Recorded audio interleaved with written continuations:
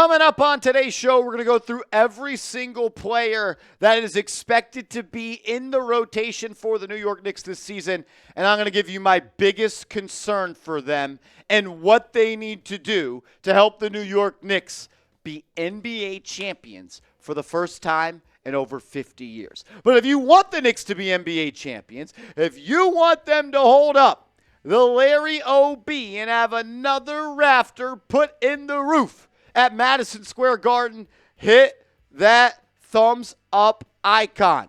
I've been told the more likes we get on this video, the more likely it is the Knicks win the chip, so don't jinx it. Hit that like button.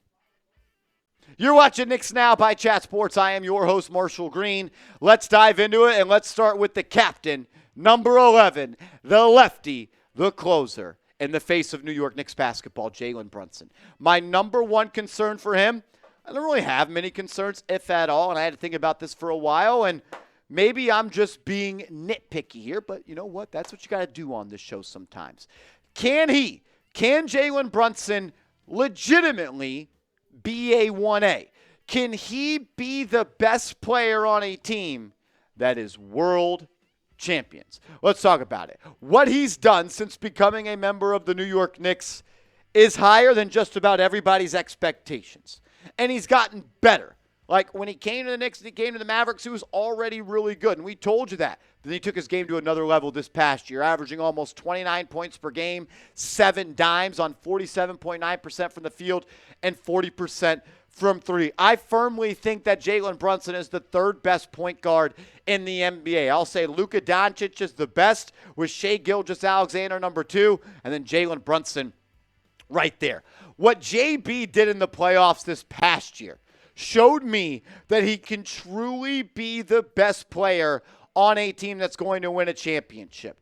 What he did against the Philadelphia 76ers was unbelievable. Multiple 40-point games, and time again, he put the Knicks on his back and said, yo, come with me. I'm going to go get a dub for us. 36 a night and 9 assists is insane. And he played really good against the Pacers, too. Production fell off a little bit. Field goal percentage was better. Three-point percentage was better. But the points per game were not nearly as high at 29.7 compared to 35.5. One thing, though, that I think would help Jalen Brunson become that legit 1A option, that legit go-to guy, which he already is, I'm saying for the Knicks to win an NBA title, Jalen Brunson has to shoot better than 31.7% from the playoffs. In his career as a Knick in the playoffs, 2023 and 2024, he's shooting just 31.7% from the field compared to his career as a Knick in the regular season. He is shooting 41.7% from deep. I don't expect or think it's really even possible for, I'm not going to say it, I'm not going to doubt this dude ever. But I'll tell you this much.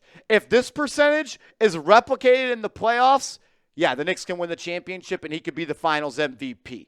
The only thing I really want to see him do is become more of a three-point threat in the playoffs, because we know that in the playoffs, teams like to pack the paint. They're going to make Jalen Brunson hit jump shots, which he could do, but he's better than a 31% playoff three-point shooter. From Brunson to Randle, I think everybody should have these concerns as a New York Knicks fan. You can be a Knicks fan and root for Randle while also acknowledging the facts that he has legitimately been one of the worst playoff performers of all time. So my two concerns for him. One, can he stay healthy? Because he's had his last 2 years pretty much ended by injuries and playoff production. Can regular season Randle show up in the playoffs? Because if the guy over the last 4 seasons that's averaging 24 points per game with 10 rebounds and 5 assists on 45% from the field and 35% from three, if that guy shows up in the playoffs, the New York Knicks will be NBA champions. They absolutely will. Because if you have Brunson playing like Jalen Brunson he does in the playoffs, and if you have regular season Randle show up in May, June, that team is going to win the title. It hasn't happened yet for Julius, though. You look at his playoff career stats, and they are what they are. They are really bad. And you can make every reason, every excuse for Randle. Against the Hawks, he was playing with Reggie Bullock, Nerlens Noel, and Elfrid Payton. So I get it. Against the Cavs, he was a week removed from a nasty ankle injury. And then against the Heat, he was injured again. But man, in 15 career playoff games, the guy's averaging 17 points per game and 9 rebounds. That's awesome. But he's also averaging more turnovers than assists, and he's shooting 34.4% from the field. Listen to this. Since 1970, players who average more than 16 field goals a game in the playoffs all have shot above 40%, except for Julius Randle at 34.4%. I want to see him do it because I know if regular season Randle shows up in the playoffs, we're going to be champs. But it's hard to look past what he has not got done in the playoffs. He is legitimately, factually, by volume, the worst playoff performer of all time. And he's better than that. And he knows that. And I thought he would have got it right last year, but the injuries got in the way. I'm hoping and praying, and I think that he can get it right with this team. My question to you before we roll on in today's show. Can the Knicks win it all with Julius Randle on this team? If Julius Randle is your starting power forward, can you win the NBA Finals? Type Y for yes, type N for no. Let me know your thoughts. Let's talk about Mikal Bridges, the newest member of the New York Knicks. My biggest concern for him heading into the 2024 season is what Mikal Bridges are the New York Knicks getting? Are they getting the Mikal Bridges that played for the Brooklyn Nets last year? Are they getting the Mikal Bridges that we saw when he was traded from the Suns to the Nets? Or are we getting the Bridges that was one of the best role players in the NBA, top defenders in the league, elite catch-and-shoot player with the Phoenix Suns? Which guy are we getting? You look at what he did last year, and I don't blame him for not being able to be the 1A option for the Brooklyn Nets. That roster stinks, and it's a lot to ask Bridges to be that guy. I actually don't think that his best role is to be the number one scoring option. He can get it done. He did it pretty well last year, averaging 20 points per game on 44% from the deck and 37% from three. But I don't want ISO Bridges. I don't want shot-chucking Bridges. I want the guy that's going to shoot close to 43% from three and be considered in the Defensive Player of the Year conversation. In 2021-2022, for the Phoenix Suns, Mikal Bridges averaged 14 points per game, shot 53% from the field, and 37% from three. Also in that year, he finished second in Defensive Player of the Year. If the Knicks can get the guy that in 2022-2023 for Phoenix was an elite defensive player, averaged 17 and 46 on 39 splits, the Knicks are going to be awesome. But you know what? I actually believe that we are going to see the best version of Mikal Bridges yet because he's joining the Knicks and he's got his college point guard and his college best friends in Hart and DiVincenzo and Brunson on the squad. And we've seen multiple players come to the Knicks since Tom Thibodeau took over as the head coach and take their game to new level. Jalen Brunson, Josh Hart, Donte DiVincenzo, Julius Randle, as well as Isaiah Hartenstein all became much better players when they joined this team. And I expect the same to happen for Mikal Bridges. When it comes to OG Anunoby, my biggest concern is pretty obvious. Can he be healthy for an entire season? Can we play deep into May? Can we play deep into June and Anunoby is ready to rock and roll and contribute to this team? Because if OG's not healthy, you're not going to win. He's that impactful. He is that good. There is a reason the Knicks were the best team in the NBA in the regular season when OG Anunoby played. And he just hasn't, unfortunately, done that enough. You look at games played by year for Anunoby. Rookie year, played 74 games. Awesome. Second year, played 67 games. Awesome. In 2019-2020, he played 69 of the 72 games. Would love that. Then the injuries started to pile up. Played in just 43 of 72 games, in 2021. Just 48 games of 82 in 2022. 67 of 82 in 2023. I'll take that. This past year, he played in just 50. He has a career average of 59.7 games played. Simply, just not good enough. Like, OG has to be healthy for the playoffs. Yes, the addition of Mikal Bridges kind of gives you some OG Anunoby insurance, as you still do have Josh Hart.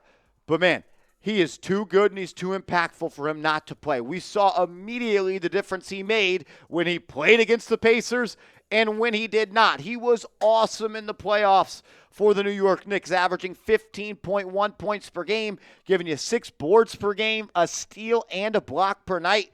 And it was the offense. It was the production that I was impressed by, shooting north of 50% from the field and 41% from downtown. If you take out Game 7 versus Indy, when he literally played just the first 2 minutes, Anunoby actually averaged 16.4 points per game in the playoffs. And when Brunson went down early in that Indy series, when he ended up coming back later in the second half, the Knicks played their offense through Anunoby. We saw him get to the rack. We saw him hit that step-back jumper. We saw him kind of be an engine to the offense for the New York Knicks. I think that he is just scratching the surface of the player he can be, but it does not matter if he's not healthy.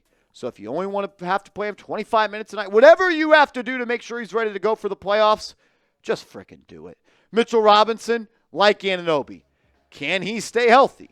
Like, we talked about Randle's health. We talked about Anunoby's health. And now we're talking about Mitchell Robinson's health. But another thing that I'm worried about with Robinson is the offensive growth. Can he grow at all on offense? You look at Robinson's games played in his NBA career, and just one time in the last 4 seasons has he played more than 59 games. And the best way to predict the future is to look at the past. And I am absolutely worried about him being able to stay healthy and be ready to roll in the playoffs. I am worried about that. What I'm not worried about is his ability to affect the game and produce when he is healthy, because he was looking like the defensive player of the year prior to hurting his ankle in December this past year. You look at the 21 games that he played prior to that injury. He was awesome, giving you 10-plus rebounds a night, giving you 5.2 offensive rebounds, and over 1.3 steals, or 1.5 steals and 1.3 blocks per game. He was awesome. But then the injury came. Then he came back and the injury came again. I'm worried if he can put together an 80-game regular season. I'm also worried that it seems like his offense and free throw percentages are getting worse every single year. How does that happen? In his 6-year career, his free throw percentage has gone down every single year, from 60 to 56 to 49 to 48.5 to 48 to 41. And the field goal, all the dude does is throw down dunks and putbacks around the rim, and his field goal percentage went down to 57.5 this year. He needs to be able to contribute outside of dunking the basketball. And if all you could do is dunk the ball, you got to be way better than 57.5%. So injuries and the ability to grow at all on offense is what I'm focused on for Mitchell Robinson.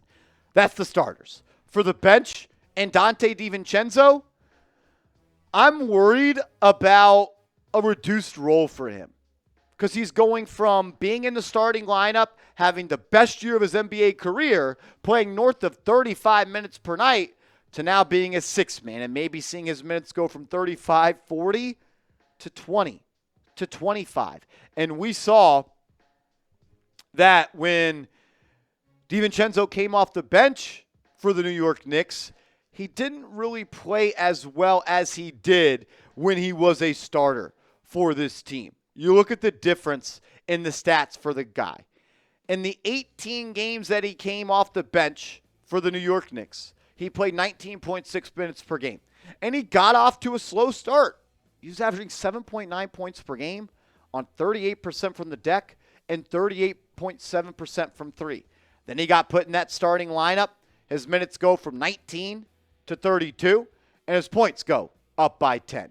His rebounds double. His assists double. The field goal percentage goes up to 45, and he becomes one of the best three-point shooters in the league.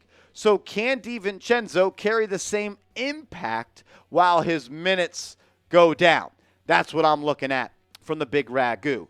For Josh Hart, gotta have Hart. It's three-point shooting. Like, I love Josh Hart. You guys know that if you watch this show. I think he is one of the best role players in the NBA. He is a star in his role. But man, oh man, the three-point shooting, it has to improve.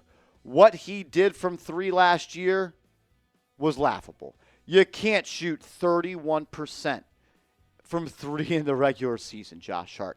He knows that. He's supposedly working on that this offseason. And what we saw was him become a confident, knockdown, three-point shooter in the playoffs. 37.3% from there. I don't even need Josh Hart to shoot 37.3% in the regular season. Just B-League average. Shoot 34, shoot 35%. It's so important because listen to this. And I know this is crazy, but the Knicks were 20-7 when Josh Hart shot 50% plus in a game from 3. 27 times this year, Josh Hart shot 50% or better from 3 in a game. They were 20-7. Even crazier, when Josh Hart just made 1 3. When he put the ball in the basket from deep 1 time this past year, the Knicks were 30-18. They were 30-18 when Josh Hart made 1 3. So please, Josh Hart, work on that three-point shot this summer. Because if you can increase to be a league average shooter, I don't know how the New York Knicks aren't the best team in the NBA. We've got more players to talk about in a second, but first, I got to give a major shout-out to today's sponsor, Game Time. Download the Game Time app, use the promo code ChatSports, and the #1 ticketing app in the game will hook you up with $20 off your first purchase where terms do apply. Shout out to Game Time for sponsoring today's show. You get the best seats for the lowest price guaranteed. I think everybody is cool with always getting the lowest price guaranteed. And you do that with Game Time. You get last-minute tickets and flash deals. The app will let you know when the best price is going on. You get a view from the seat inside the app. And, yeah, lowest price guaranteed. You want to go to a Knicks game this year? Do it with Game Time. You got to go to a Yankees game or a Mets game before the summer ends? Do it with Game Time.